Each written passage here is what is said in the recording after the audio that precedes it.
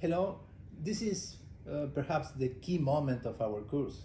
It's the moment in which we have the possibility to talk with Emmanuel Gaillard, who is, as you know, partnered in Shearman, but is overall a professor, well-known and worldwide professor of international law, and it is one of the most famous arbitrators in the world.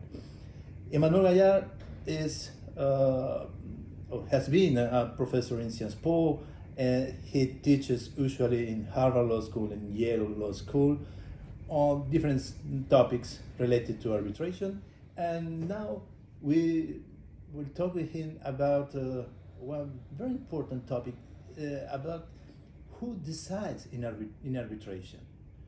Who decides in arbitration means how we select the arbitrators, how the parties select the arbitrators, which are the qualities parties expect from an arbitrator, and which are the problems that the appointment of an arbitrator can make or can provoke because of, for example, conflict of interest.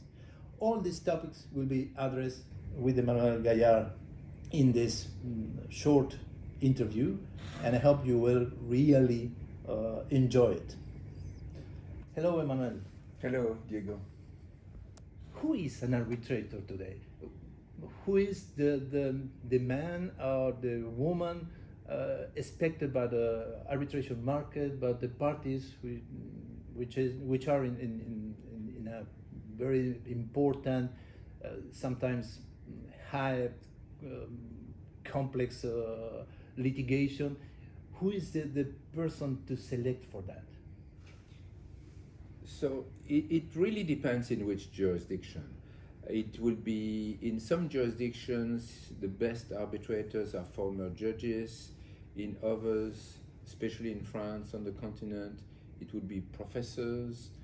It's a mix.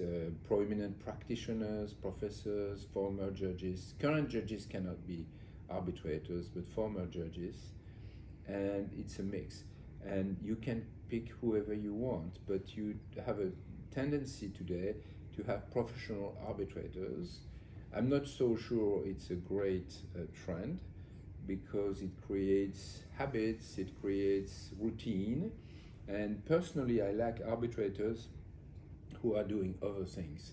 They are still professors, they are still practicing lawyers, they are still doing something else, and it's a part-time job to be an arbitrator. I think it's more fresh. It's not routine. I think it's somewhat problematic to have arbitrators who do a different arbitration every week, a full-time job, just like a full-time judge. But you also see people who make the choice, and it's a legitimate choice, to be a full-time arbitrator. You mentioned the idea of professional arbitrator. What is that? What is the professional arbitrator that exists? Because in the traditional view, an arbitrator is someone who is selected for a specific arbitration, but now there is this kind of profession. Yes, you have. Nowadays, some people say, well, I was a practicing lawyer, but now I want to be only an arbitrator. I was a professor, now I do not teach much, I want to be a full-time arbitrator. And that creates a cast of a new profession, which is the cast of people who are full-time arbitrators. And of course the market is that, plus people who, in the traditional way, as you said, are arbitrators once in a while. They are professors, full-time professors, academics, they are practicing lawyers, they represent clients, and once in a while they take an arbitration as an arbitrator. But there is no certified profession of arbitrators, because it's all based on consent. It's the market which decides. The parties choose, in fact their counsel, choose the arbitrators for the case at hand. But there is a trend especially in the field of investment arbitration, but which has a ripple effect in the field of commercial arbitration, to view conflicts and in particular issue conflicts with a lot of suspicion, and that creates a trend or accelerates the trend to have professional arbitrators, because the suspicion is, well, when you're an arbitrator, are you going to arbitrate because you, or decide this because it's what you think, or is it to help your client?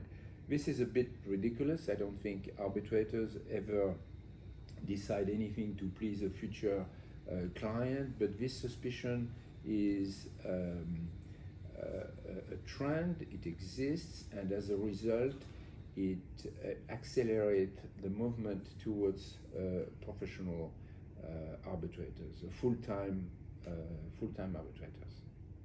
Coming to the point of you have evoked of the quality of the arbitrator, because we are talking about the professional qualities of the arbitrator, the quality as a jurist, but what about the main requirements of an arbitrator, being impartial, independent, and the way in which we can see the things are evolving now, because we can have the impression that the threshold to can be appointed as an arbitrator is very high in this moment. So everything can be potentially a conflict, and some in some jurisdictions the case law is very tough vis-a-vis arbitrators and the requirement to be considered impartial and independent. To me, the first quality of an arbitrator is to be courageous. Pierre Lalive discussed arbitral courage. He was one of the most famous, and rightly so, one of the most courageous arbitrator, a Swiss professor of law, also a practitioner. And arbitral courage is essential. Of course, you have the conditions, which are the legal conditions. You have to be independent, impartial. You have also a number of prerequisites. You have to work to study the case, not to be lazy, not to think that you're too smart to have to read a lot, because it's a lot of work actually. It's not just a few ideas. The arbitrations are fascinating because we see some legal issues, especially for students who study very interesting cases. But then you have a lot of facts. You have a construction arbitration. You have to know why the plant is not working, and so on. Lots of facts in many cases. So but if you take that for granted, that arbitrators will read, arbitrators will take their job seriously, they will fulfill the legal criteria of independence, impartiality. I think courage is the most important. It's not, you don't want an arbitrator who decides to please anyone or to look good. If it's not going to be popular, but it's the right answer, that's the answer you want the arbitrator to give. And it does take courage. It's not just, well, everybody wins a little bit, loses a little bit. This one, in this case, this party is right. They should win. They should get the cost. The other side will be unhappy.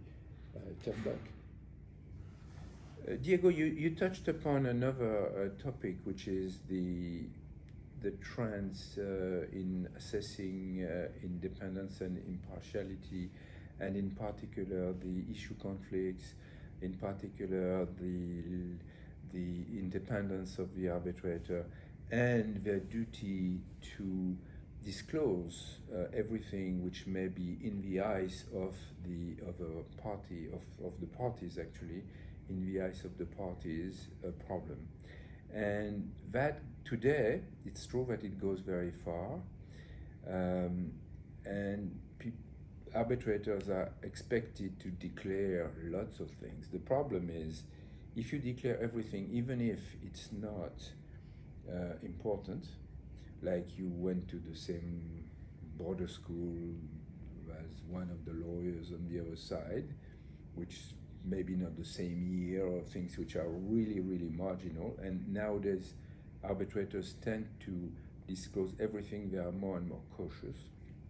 The problem is if you forget, then say, in many cases this is done, and if you don't do it here, it's on purpose because you want to hide that you were in the same border school as one of the lawyers. So it's a problem. Or you belong in the same university. You both taught at Sciences Po Law School, and that's a problem because you didn't declare that.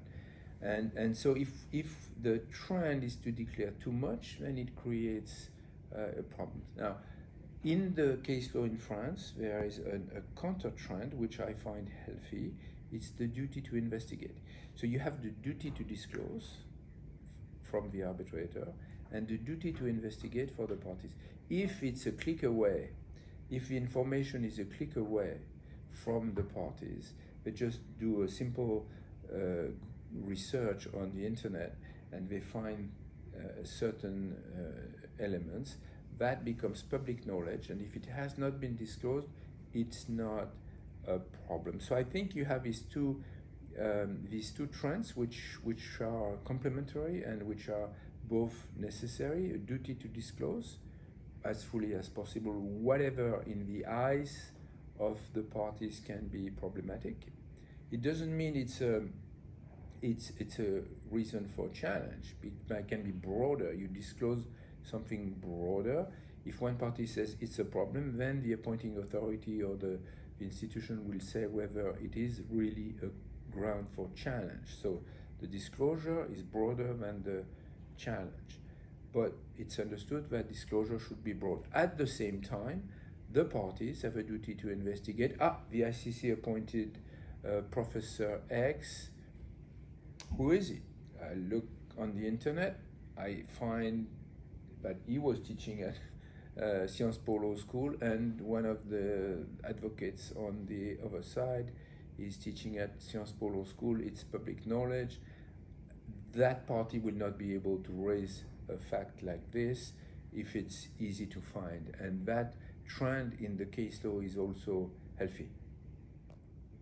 There is still another issue that I think can be interesting for the students. You say something about it. Is related with the trend to transparency we have experienced now in arbitration. That started with investment arbitration, but now is, we can say, a common feature, with, of course, with differences between different kind of arbitrations. But we can see, for example, the policies adopted by the ICC, for example, related with the publication of the appointments, that is normally related with the policy of pursuing more diversity. But I would like to know, what do you think about this trend of transparency, the publication of awards, etc.?